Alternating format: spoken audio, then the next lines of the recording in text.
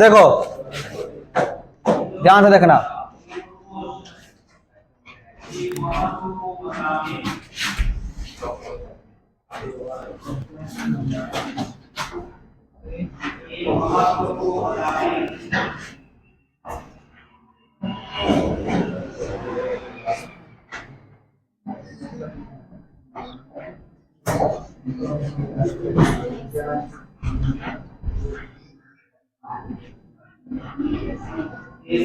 देखो ये complex number, complex number ये तुम्हारा सिलेबस से बाहर का चीज है, तुम लोग ये सब नहीं आ रहा है। बताओ कॉम्प्लेक्स नंबर, एक संसार में बहुत सारा नंबर था, सारे नंबर को मिला जाता है तो क्या बनता है? Complex number. संसार में बहुत सारा नंबर है, सारे नंबर को मिलाएंगे तो क्या बनेगा? कॉम्प्लेक्स नंबर में सारा संख्या आता है, सब मिश्र संख्या है ना, सब क्या है? मिक्स है। कॉम्प्लेक्स नंबर में सब क्या है? मिक्स है, सब संख्या मिक्स है। कॉम्प्लेक्स नंबर का बात कर रहे हैं, इसमें सारा संख्या आ जा रहा है। दुनिया में तुम जो भी नंबर सोच सकते हो सब इसमें आ जा रहा है, समझ में आया ना? दुनिया में तुम जो भी सोच सकते हो सब इसमें आ रहा है कॉम्प्लेक्स नंबर में। अब कॉम्प्लेक्स नंबर को तोड़ते हैं दो भाग में, एक होता है रियल नंबर और एक होता है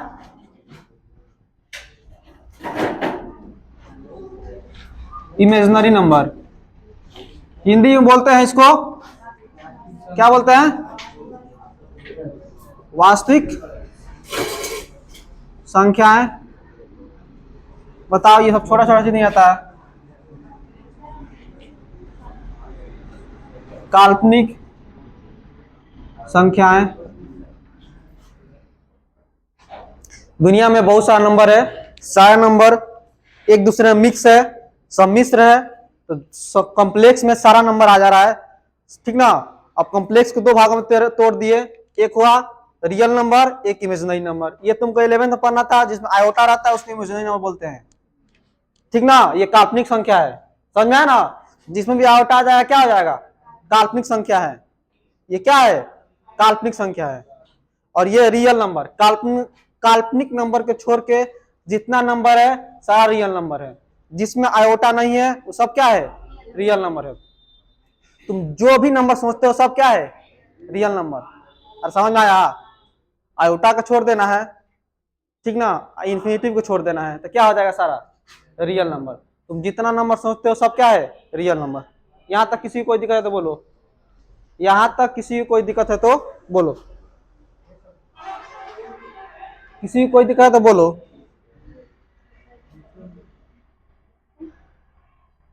अब रियल नंबर को दो भागों में तोड़ते हैं हम। एक होता है परिमेय संख्या, एक अपरिमेय संख्या।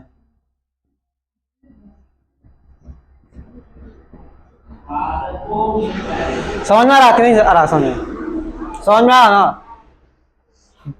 डिफिनेशन लिखना है तो भी लिख सकते हो। इमेजिनरी नंबर को छोड़ के, इमेजिनरी नंबर को छोड़ के बाकी जो भी नंबर है क्या है? Real number. तुम जो भी नंबर सोच रहे हो क्या है? Real number. अब देखो, एक परिमेय संख्या, एक अपरिमेय संख्या, ठीक ना? जिसको P बटा Q के रूप में लिख सकते हो क्या है? परिमेय संख्या। जिसको P बटा Q के रूप में नहीं लिख सकते हो क्या है? अपरिमेय संख्या। अरे समझ में आ रहा है? समझ में आ रहा है कि नहीं आ रहा? तो अपरिमेय संख्या में दो आ जाएगा, एक ऐसा आ गया, मान लो √2, ये क्या है? अपरिमेय संख्या है। या 0.2345689 ऐसे जा रहा है, कोई रिपीटेशन हमको नहीं समझ में आ रहा है कि रिपीट कब करेगा। समझ में आ रहा है? इसमें कोई समझ में आ रहा है कि कैसे रिपीट कर रहा है? रिपीट कर रहा है, 2 3 के बाद 4 आ गया, रिपीट कर रहा है? नहीं रिपीट कर रहा है, रिपीट करेगा ही। अगर संख्या रिपीट नहीं कर रहा है तो क्या है? अपरिमेय संख्या। समझ में आया ना? जिसको P बटा Q के रूप में लिख सकते हैं वो परिमेय संख्या, जिसको P बटा Q के रूप में नहीं लिख सकते हैं वो अपरिमेय संख्या। अगर रिपीट कर रहा है तो लिख सकते हैं P बटा Q के रूप में, बार लगा के लिख सकते हैं। अगर रिपीट नहीं कर रहा है तो नहीं लिख सकते हैं। ये 0.5 मान लो इसे लिखा हुआ है, 5 बटा 10 लिख सकते हैं ना इसको? हाँ, 0.8 लिख सकते हैं, 8 बटा 10।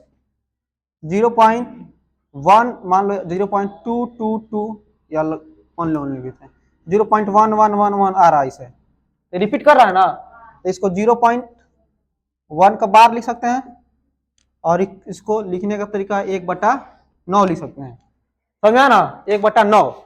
अगर बार भी आ गया तो इसको P/Q के रूप में लिख सकते हैं। अगर संख्या रिपीट कर रहा है तो उसको P/Q के रूप में लिख सकते हैं, और नहीं रिपीट कर रहा है तो नहीं लिख सकते हैं। समझ में आया? तो ये होगा परमेय संख्या, ये अपरमेय संख्या। रियल नंबर समझ में आया? रियल नंबर समझ में आया? इमेजिनरी नंबर को छोड़ के जो भी नंबर है सब क्या है? वास्तविक संख्या है, रियल नंबर है। परमेय संख्या जिसको P/Q के रूप में लिख सकते हैं, परमेय संख्या है। P/Q के रूप में कौन कौन लिखा जा सकता है? ये बार है, ये भी P/Q के रूप में लिखा जा सकता है। 5/6 ये भी P/Q के रूप में है ना? P/Q के रूप में क्या क्या नहीं लिख सकते हैं? जो रूट के अंदर हो और परफेक्ट स्क्वायर नहीं हो, और जिसका रिपीटेशन हमको समझ नहीं आ रहा कि रिपीट कर रहा है कि नहीं कर रहा है। समझ में आया ना? ये P/Q के रूप में नहीं लिखा जा सकता है, इसलिए क्या है ये अपरमेय संख्या। अब परमेय संख्या को दो भागों में तोड़ते हैं। परमेय संख्या को दो भागों में तोड़ते हैं। एक होता है फ्रैक्शन, क्या होता है? फ्रैक्शन। एक होता है फ्रैक्शन और एक होता है इंटीजर। क्या होता है? इंटीजर। इसको बोलते हैं पूर्णांक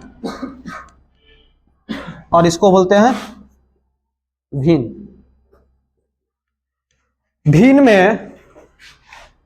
में क्या होगा? 2/4, 3/5 बटा के रूप में रहेगा तो क्या बोलते हैं उसको? भिन्न। समझ में आया ना? तो भिन्न भी है और परमेय संख्या भी है ना, समझ में आया? 2/4, 3/5, 6/6, 6/6 कट जाएगा, 6/5, 2/4, ये सब क्या है? भिन्न है। तो इंटीजर में क्या आएगा? इंटीजर में प्राकृत संख्या सब आता है, जीरो भी आता है, अब प्राकृत संख्या में माइनस भी लगा देते हैं, वो भी क्या होता है? पूर्णांक होता है, सॉरी पूर्णांक होता है। जैसे ये 0 है, ये 1 2 3 4 5 6 ऐसे जा रहा है अनंत तक। इधर -1 -2 -3 -4, ये कहां तक? अनंत तक। ये सब क्या है? इंटीजर है, पूर्णांक है। समझ में आया ना? समझ में आया? ये सब क्या है? पूर्णांक है। 0 1 2 3 4 5 6 7 8 9 10 अनंत तक ये सब पूर्णांक है। -1 -2 -3 -4 ये कहां तक? अनंत तक। ये सब क्या है? पूर्णांक है। समझ में आया? समझ में आया? पूर्णांक है। अब पूर्णांक हम दो भागों में तोड़ते हैं। चलो यहां तक समझ में आया ना? यहां तक समझ में आया? समझ में आया कि नहीं आया? चलो ऐसे लिख दिए पूर्णांक। पूर्णांक में एक लिखते हैं पूर्ण संख्या। क्या लिखते हैं? पूर्ण संख्या। और एक लिखते हैं प्राकृतिक संख्या।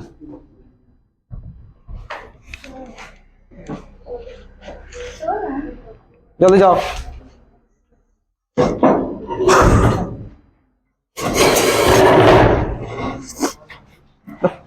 ये पूर्णांक में एक पूर्ण संख्या, एक प्राकृतिक संख्या। पूर्ण संख्या में 0 से लेके 1 2 3 4 5 6 ये सब क्या है?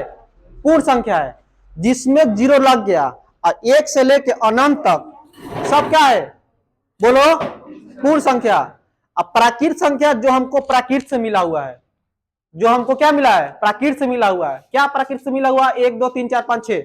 अब बाकी सब अपने मन से हम बनाए हैं, माइनस लगा दिए, इसको बनाया गया है। -1 -2 इसको बनाया गया है। जो प्राकृत से मिला है क्या है? प्राकृत संख्या। 0 का खोज किसने किया था? आर्यभट्ट। ये भी बनाया गया है। जो हमको मिला है प्राकृत से, क्या होता है? प्राकृत संख्या। जैसे 1 2 3 4 ये सब क्या है? प्राकृत संख्या। 0 जोड़ देंगे तो क्या हो जाएगा? पूर्ण संख्या। और समझ में आया? समझ में आया? और किसी को कोई दिक्कत है तो बोलो। इसमें किसी को इसमें समझने में दिक्कत है तो बोलो। हम कॉम्प्लेक्स नंबर था, दुनिया का सारा नंबर कॉम्प्लेक्स नंबर में आता है, इसको हम दो भागों में तोड़ दिए। एक रियल नंबर, एक इमेजिनरी नंबर। इसके अलावा भी कोई नंबर होता है? नहीं ना। जिसमें आई लगा होता है इमेजिनरी नंबर, जिसमें आई नहीं लगा होता क्या होता है? Real number. इमेजिनरी नंबर को छाड़ दिए, तुमको 11 में पढ़ना था, ठीक ना? अब बचा क्या? Real number. रियल नंबर को दो भागों में तोड़े, एक पर में और एक अपर में। दुनिया में जितना नंबर है सब क्या है, कॉम्प्लेक्स, उसी के अंदर सब आ जाता है, समझ में आया ना। उस कॉम्प्लेक्स नंबर को दो भागों में तोड़े हम, एक रियल नंबर एक इमेजिनरी नंबर, जिसमें आई लगा हुआ क्या होता है, इमेजिनरी नंबर, और आयोटा के अलावा जितना नंबर होता है क्या होता है, रियल नंबर, समझ में आया ना। √2 क्या है, रियल नंबर, √5, √6, सारे नंबर क्या है, रियल नंबर है। अब रियल नंबर को दो भागों में तोड़ दिए, एक परिमेय संख्या एक अपरिमेय संख्या है। परिमेय संख्या का मतलब होता है जिसको p बटा q के रूप में लिख सकते हैं, और परिमेय जिसको p बटा q के रूप में नहीं लिख सकते हैं। p बटा q के रूप में किसको किसको लिख सकते हैं, जो मान लो 0.5 इसको लिख सकते हैं, 0.8 इसको लिख सकते हैं, और कोई नंबर रिपीट कर रहा है और रिपीटेशन तुमको समझ में आ रहा है कि कहां से रिपीट कर रहा है, यानी बार लगा सकते हैं, उसको p बटा q के रूप में लिख सकते हैं।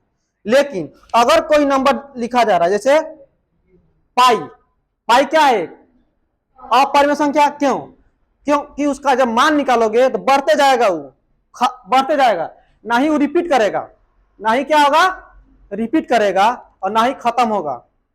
समझ में आ गया ना, अलग अलग नंबर आता रहेगा, 4 आ गया, फिर बीच में 5 आ जाएगा, फिर 1 आ जाएगा, अलग अलग नंबर आते रहेगा, वो खत्म नहीं होगा। इसलिए क्या है, पाई अपरिमेय संख्या, वो रिपीट नहीं करता है। अगर रिपीट करता तो क्या होता, परिमेय संख्या। तो रिपीट कर रहा है, देखो तो ये क्या है, परिमेय संख्या। अब इसको देखो, अपरिमेय संख्या में √2 ये रिपीट कर रहा है, अपरिमेय संख्या। परिमेय संख्या को दो भागों में तोड़े हम, एक फ्रैक्शन और एक इंटीजर। फ्रैक्शन में जिसको ये एक तरह का परिमेय संख्या है, जैसे 5/6, 2/4, 8/6 बटा के रूप में है, तो क्या है, फ्रैक्शन है, भिन्न है। इंटीजर, इंटीजर क्या होता है, पूर्णांक में बहुत लोग कंफ्यूज होता है, पूर्णांक में 0 से लेके सभी संख्या लिख सकते हैं अनंत तक, इसमें पॉइंट वाला नहीं आता है, 0 से लेके अनंत तक, और 0 से लेके -1, -2, -3 कहां तक, यानी कहने का मतलब -∞ से इंफिनिटी तक जितना नंबर होगा लिखेंगे, लेकिन पॉइंट वाला को छोड़ के, तो कैसा हो जाएगा, इंटीजर। जीरो भी क्या है, जीरो भी क्या है, इंटीजर है। अब इस इंटीजर को हम दो भागों में तोड़े, एक होता है, दो भागों में तोड़ेंगे, मान लो तो 3 भागों में तोड़ दिए, इसको 3 भागों में तोड़ दिए, एक धनात्मक इंटीजर, एक धनात्मक पूर्णांक, एक ऋणात्मक पूर्णांक, एक जीरो। तो ऋणात्मक पूर्णांक में ये आएगा सब, धनात्मक में ये सब आ जाएगा, समझ आया ना, अब जीरो ये आ गया।